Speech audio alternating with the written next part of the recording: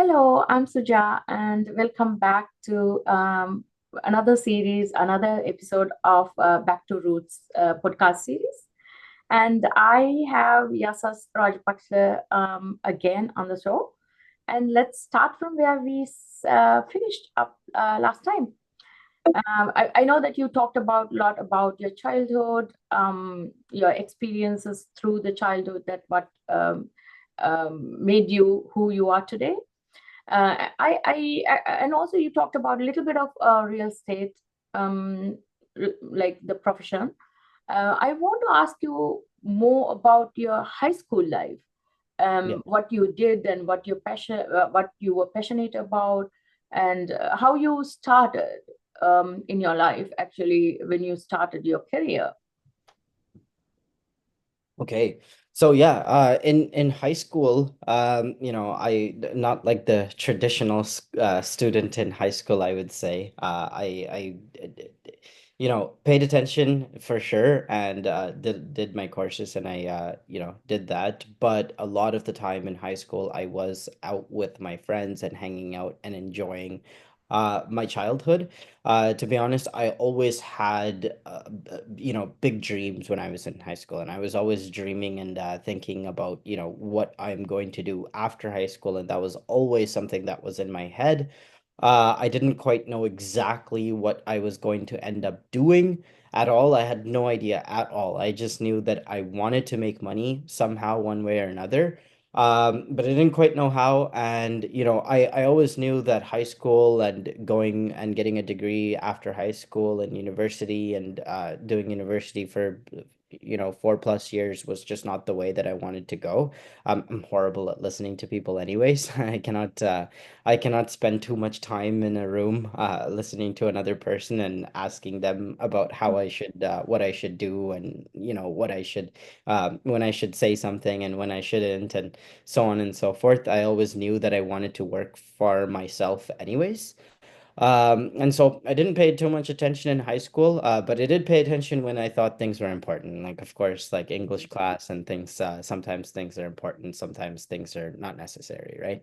Um, but after high school, a lot of my high school years, like I said, I spent time with my friends. I've always had a job in high school, actually. I was one of the first people in my high school out of my group of friends to have a job and have money. I was lucky enough, my parents actually already also gave me a car when I was in high school as well. So I think I had a car from pretty much when I had a license at 16 years old, I had a car. But I paid for some things for that car as well, so that kind of taught me that I should have some money, and I had a job, and so that was very different in my life. A lot of time spent with my friends just outside, which made me very street smart, that's for sure. It made me a lot of friends, and it kind of taught me how I should carry myself in life. And I got to have a lot of experiences that I think a lot of people did not get to have.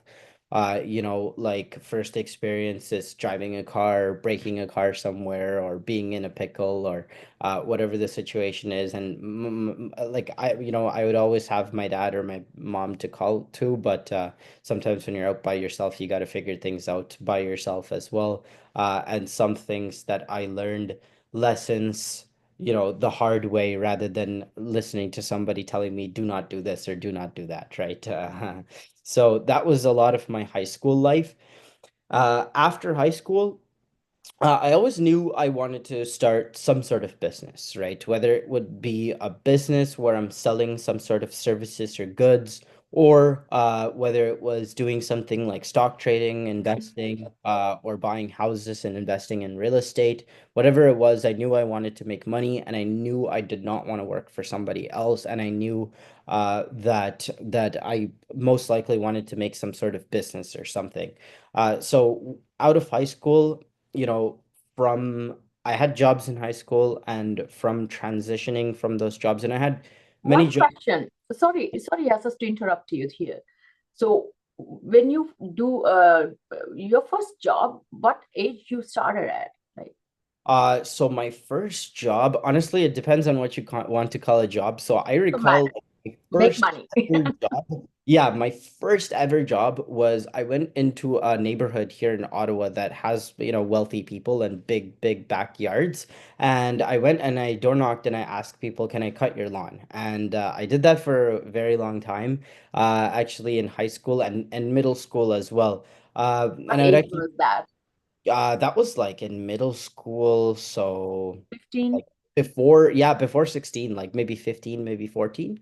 14, Uh 15. So you 14 started even. working at that Yeah, young age. yeah, even before that actually. So from like I think 10 to 14, from 10 to 14, I would have, so there was a lot of things that my parents bought me when I was a kid, and I would usually fix things up, sell it on Facebook Marketplace. I would be making go-karts and motorcycles and stuff and selling these things on Facebook Marketplace. So I was always making a little bit of money here and there from Facebook Marketplace. And then I got my first, I guess, job or first gig cutting lawns when I was 15 probably, or 15 or 16.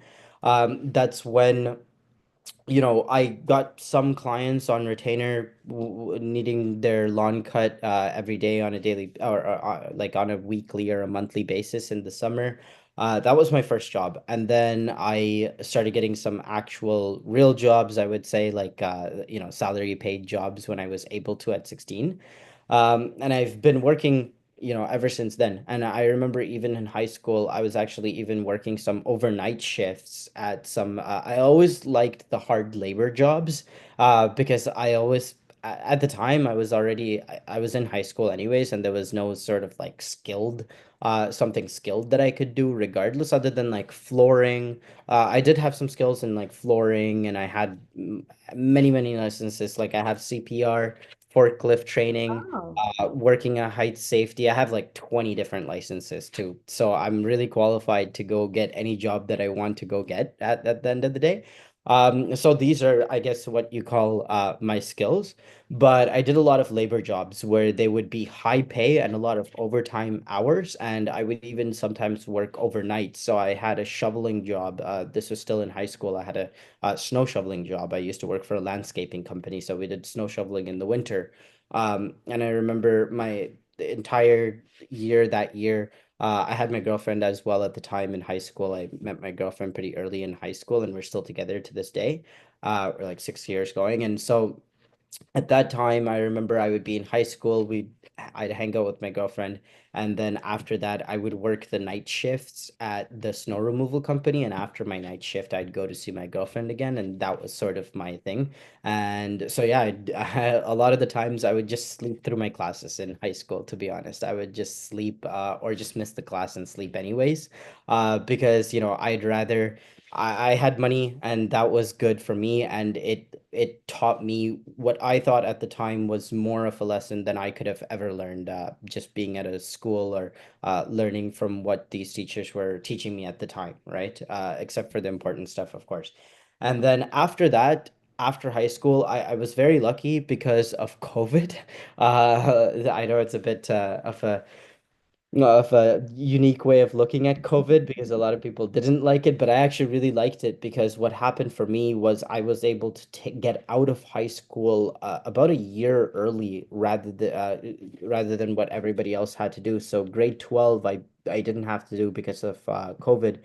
We were let off, and we didn't know it was our last day of school, but it ended up being our last day of school. So it was very weird for a lot of people in my year in high school, because they didn't really have like prom and all those things that you have after you finish high school, of course. But after we finished high school, I actually got together with a friend of mine that I had in high school that I used to hang out with. And again, this is another thing as well. I think a lot of those kids who were really studying a lot in high school and not really going out and hanging out with friends, they didn't have this advantage, right? For me, I had a lot of friends in high school. I was always going out, making friends was what I did in high school. And that led me to, once after high school, I was able to connect with one of my friends. who was already very, very business minded, and I always wanted to connect with him and do some sort of business. And I got together with him. This was like first day out of school. Didn't even waste a day. I got with him and I said, "Hey, what can we do to make some money?"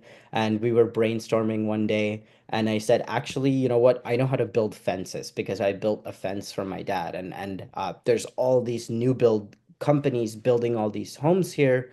So, and they don't have fences. So why don't we go build them fences? So then that's when that business first started. So we actually started door knocking and handing out flyers. And the one thing that has I've always excelled at in my businesses is having clients. I always have excess of clients a lot of the time. And I know how to get clients and get leads myself too. So that's exactly what we did. We started door knocking, we started getting leads, and we started getting very, very busy that year. I don't recall exactly how many fences we did, but we did a very decent amount of fences for sure that year. And it ended up getting to the point where I wasn't able to handle all the business myself. So we had to hire I hired many, many of my friends in high school, and we even had to subcontract a lot of the jobs out to other professional fencing companies that were in Ottawa that wanted to take our jobs because we were selling these jobs and we couldn't keep up with the business. So that was my early out of high school. That's when I started. And then after from fencing, my business partner at the time, we were fencing together. He started getting his real estate license. And then I thought, I might as well just do it with him as well if he's going to be doing his real estate license. Because I remember whenever we'd be at the fencing office, we'd have breaks in between of our work time. And in that break, he'd be studying for his real estate license. So I figured, let me get my real estate license too. I started, and I actually stopped doing my real estate license for a little while at that time for about a year because I was so busy doing fencing. So I stopped that, and real estate was never a big thing. I was never looking into doing real estate full time or anything. I never had really big ideas for my real estate business yet. But once I got my real estate, well, once I did my first course in real estate, because real estate is 5 courses, there's 5 courses in the real estate license. Did my first course. We were still fencing at the time, and then I kind of stopped doing real estate for a little while, and we were still doing fencing. Um, and then it was not only until a lot of things actually turned around this time of my life after grade 12. This was my first year being out of high school, basically. And a lot of things started shifting in my life at that point. So my business with my fencing was going great. However, my partnership with my business partner wasn't going all that great. We both had different ideas for what we wanted to do, and it wasn't really mixing up. And we stopped doing fencing together at a point. And at that time is when I met up with one of my older friends from around that time. I had met him during high school as well. Not in my high school, actually. He was someone who was a lot older than me. But since I spent so much time, um, kind of, what do you call it? They say it in Sinhala. Uh, what do you call it? Rasti Aduna or something like. Sasyadu. Yeah, I spent a lot of my time doing that. And this was a friend I met through that. He was a lot older than me. He was like 26 years old or 27 years old at the time. And he had been into crypto trading at the time. So I got into crypto trading with him.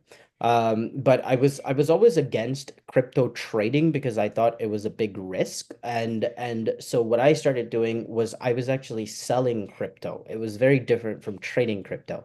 So there was no risk involved. It was more of a business, and I was selling actually a product, basically a cryptocurrency, a product. And we were making money off that. We were making a lot of money off of that for a while until um, I started slowly that interest in selling crypto started changing into me starting to invest in crypto. So I started taking all the money I made from selling crypto and I started investing in crypto. And when I started investing in crypto, that's where a lot of things went downhill. I think that year I lost about $60,000 or so. Wow. a very young kid, at that time, that was a huge amount of money for me, more money than I've ever had in my bank account at one shot, ready to go, right? And I certainly did not have the money to stomach that loss. And that's when my love for real estate got back, right? So at this time, I was on my first course in real estate. I figured, I have another 4 courses to go. Let me get my 4 courses done. My parents covered me for my $60,000 loss at the time. But I knew, I was like, I have to pay this back to my parents ASAP, right? So I started getting my courses done again. I got a full-time job again back at one of my jobs that I used to do back in high school. I started working with him again full time. And while I was doing my job, I was also doing my real estate license. Started working again, like, no nights, no sleep, just working towards getting my real estate license. Once I got my real estate license, really, after I got my real estate license, I stopped everything that I was doing. And that's when I joined that office. Me and my real estate partner at the time, another a friend of mine from high school, doing real estate together even to this day. We both got our license at the same time. The fencing partner, he was kind of gone from my life at this point, and me and my new friend, his name is Rahul, who Suja now. We started doing real estate together, and like I said, that's when the story started. So we joined a real estate brokerage, and we made it our goal that year to be the first ones at the office and to be the last ones to leave, which wasn't hard at all. We were able to like double what everybody else was doing because they had kids and a family and all these things we did, which we did not have, right? So at the time, I had no obligation whatsoever. I would be first to come to the office. I recall even I had probably even slept at the office a couple times at this point. So we stayed there, working, and that was my first 2 years in real estate. It was definitely a very big hustle for the first 2 years. And after my first 2 years, I was finally, because, when I first got into real estate, I was super, super scared to talk to clients and do all these things. Um, because one of my biggest fears was not knowing when a client asks me a question, or when someone asks something of me. I'm wearing this suit and I look very good, but I'm very stupid. I don't know what to say, right? So that's not good. I didn't like that. And I think that fear of not knowing things really drove me to be smart that year. If there was something I did not know, I would 100% research it before I went into talking about anything about the subject, right? And that really quickly got me to a point where I was knowledgeable and I felt confident to go talk to clients. And another thing I think that set me up for success with my real estate career as well is that, I'm young, I don't have a family to feed and all these things. And so, unlike a lot of real estate agents who I think real estate agents have a bad name for themselves, especially here in Canada. And the reason they have a bad name for themselves is because they're seen as like pushy salespeople. Nobody wants to deal with them, and that is where really I had a lot of success, is because I never had anything like that. I never pushed people. And my philosophy even to this day is, if there's a client, if they want to purchase a property, then I am there to help them. If it's a person who does not want to purchase a property, I'm not even going to say a single other word to try to convince them to buy a house, right? Because my business is not, it's never been convincing people to buy a home. That's what a lot of people think sales is. People think that sales is convincing someone to do something and selling someone on doing something. I really don't like that word sales at all, to be honest. I'd like to say I'm more like a consultant, right? If you come to me and you want to buy a house, it's because you want to do it, and I can help you achieve that, right? I don't ever talk about, you know, telling someone to purchase a property, of course. And I think that kind of set me up for success in my real estate career.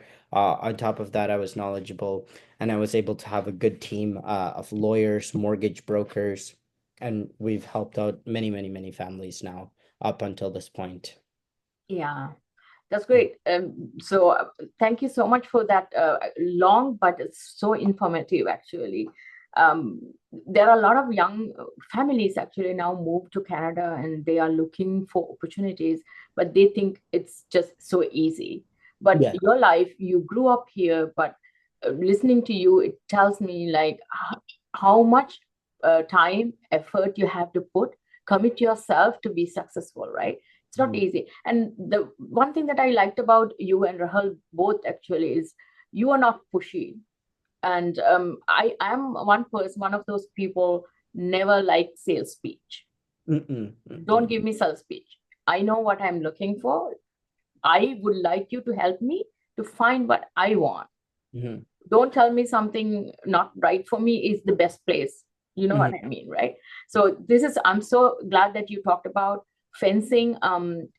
So those who don't know what fencing is something that අපි කියන්නේ සිංහලෙන් වැටවල් ගහනවා. ගෙවල් වල ඉඩ මේ පිටිපස්සේ ගාර්ඩන් එකේ වැටවල් ගහන පොඩි බිස්නස් එකක් යසස් පටන් ගන්න ඉස්සල්ලාම young age එකේ high school එක ඉවර වෙනකොටම වගේ. Oh, Correct? oh, oh. Oh, we have a little bit more time left. I know that you are planning actually to retire early, maybe, hopefully, go back to Sri Lanka and start something good, as in like to do some charity and then also live there, right? Yes. This is your plan. Can we talk about a little bit of about this if you don't mind? Yes, absolutely. So life in Canada is obviously great, and it's very different. I think a difference between life in Canada and life in Sri Lanka is that life in Sri Lanka is a lot of a slower paced life, of course, and people in Sri Lanka don't realize this, but and everybody in Sri Lanka wants to come to Canada, I know, but they don't realize this is that when you come to Canada, it's not all sunshines and rainbows, right? When you come here, it's a lot of hard work. And here, the lifestyle here is very, very different from Sri Lanka, right? Here, it's the type of lifestyle where you don't really get a moment to appreciate anything in life. You know, we have a huge, beautiful country. We drive all over the place all the time, but we don't really have any time at all to take things in and even look at what we're even driving through a lot of the times, right? Because here in Canada, the lifestyle is just work, work, work, work, work, make money, and we pay a lot of taxes, and it is very hard to make ends meet here. Houses are expensive, and so is pretty much everything else here in Canada. Versus Sri Lanka is very different. I know a lot of people in Sri Lanka might not have a lot of money, but they don't realize how lucky they are because they're unlike in Canada, you don't have to run around all the time to make ends meet. And I'm sure, Suja, you know what I'm talking about as well when it comes to that. So yes, for sure, my goal is one day, hopefully, I know that even if I take a portion of what I make here in Canada over to Sri Lanka, I could live a great life there and do a lot there for a lot of people as well. So that's definitely something that I'm looking forward to doing in my lifetime is, I want to get some houses here. I want to make sure that I'm very stable here in Canada first and I have a good footing. And once I do, I'm sure that I could take even a little bit of that money that I've made over to Sri Lanka, and it would be a big deal there in Sri Lanka. I definitely want to have a vacation home, that's for sure. A place where I can go back to and go to Sri Lanka and visit and stay. And if I'm not there, I'll definitely rent it out in the name of real estate. I'll rent it out and make some money there as well. And whenever I am back in Sri Lanka, I know that people, when I see people here in Canada struggling, I'm very reluctant to help anybody here in Canada because I know that opportunity is out here everywhere in Canada. It's very easy. Not I don't want to say easy actually. I don't want to say easy at all. It's not easy, but if you have what it takes, you can get whatever you want here in Canada. It's very, very it's Canada it's a country with high opportunities. And in Sri Lanka, I realized that people don't have those opportunities that we have here in Canada. So I think when I am in Sri Lanka, whenever I am in Sri Lanka, I'm always a much easier to, be giving to people and give people money and help people out in whatever way possible, because I realize that those guys are actually, really struggling where they don't have a lot of opportunity there to come up like we do here, right? But when I say give money, I don't think I'd ever give money to somebody because I think that's just going to set them up for failure. But I'm always happy to show people how to make money. And I think that if you know what you're doing, it is a very easy thing to do. It's just, how you do it is really what depends how easy it is. Totally agree. Yeah, Mhm. I don't believe in charity as in like giving money out for free. I don't think that helps them. If you start giving free money, that's what a lot of governments do. Like Sri Lanka, they're like, I think 1.7 million people who are getting free money from the government, and they are not focusing or like setting a goal for themselves to be successful or to make start like a business, do something. There's no such thing when you get free money, right? Yeah. um, However, I think we have to kind of like end this session as well. However, do you have anything else that you want to tell our viewers that may be inspiring to them? Yeah, yeah. So I think of course like a lot of people, especially young people who are coming here from Sri Lanka, looking to start a life and looking to, make become successful and hopefully move back to Sri Lanka one day, or go back to Sri Lanka, at least if it's even for vacation, or to have a vacation home or whatever. I think a really good path here in Canada is actually real estate, right? I think a lot of people coming into Sri Lanka, from Sri Lanka to Canada, even Suja, you probably know this as well. Whether it was through real estate investing or through becoming a real estate agent, which is also possible as well, because here in Canada, it's very easy to go get your real estate license. It's only like a 2-year course, which I got done in like 6 months, right? So And you so can do that? I didn't yeah, know so that. you could fast forward through the course. Well, not fast forward, but if you're learning quicker, like you could just go through the course. You don't have to go at the pace that everybody else is going at.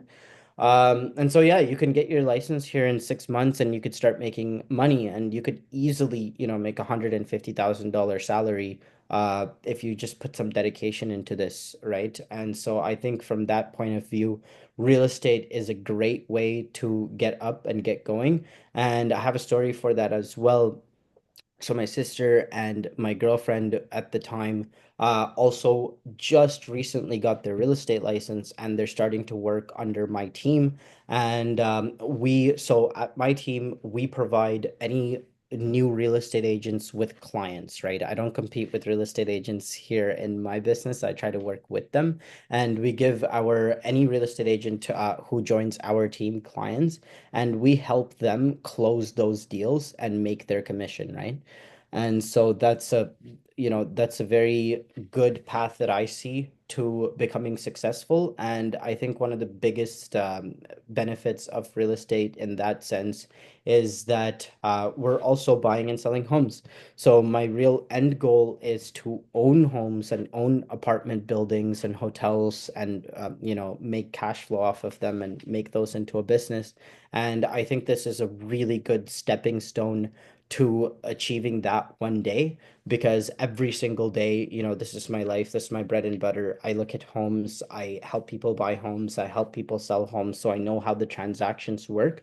So even for myself, one day, if I want to go and buy hotels or a pizza business or any business, really anything at all, retail or whatever it is, it's a great stepping stone for that. So I think anybody coming here from Sri Lanka to Canada to get some sort of success, or whether that's to Canada or even Australia or any of these first world countries, if you will. governed real estate is a big thing here, and getting your real estate license or even just investing in real estate is a very, very big thing. And I think, Suja, you can probably agree with me as well. Any properties you've bought here in Canada have probably been a big profit for you as well, right? So, Yes, actually, me and my husband, we actually did that. Actually, we invested in real estate. We didn't care about anything else really. We Mhm. wanted to make sure that because property values never seems to go down that much. There will be like no big loss really. Yeah, I recommend that too, and I recommend to contact Yasas and Rahul, and I will actually share your information and contact numbers in my YouTube below the video, so that anybody wants to contact you, they can as well. So it actually brings us to the end of the session today. And if you like to, and maybe Rahul and you can come back again if you want to, maybe share yes, I was some. going to mention that if you want to do a third episode and have me and Rahul on as I would team, love to. Even Asia, do that. um, Yeah, maybe our entire team can join and talk a little definitely. bit about I how. would love to have you back on the show. Yeah, so let me then say bye to you for now, and I have to wind it up. It's just the time is running out, and I would love to have like 1 hour sessions, but it's just not always possible. Both of us are very busy as Mhm. well, right? Anyway, yeah, thank you so much for being on the show, and I will contact you again. Okay, Suja, thank you very much. Thank you for Thank you. having me. Thank you. You have a good one. Bye bye. Okay.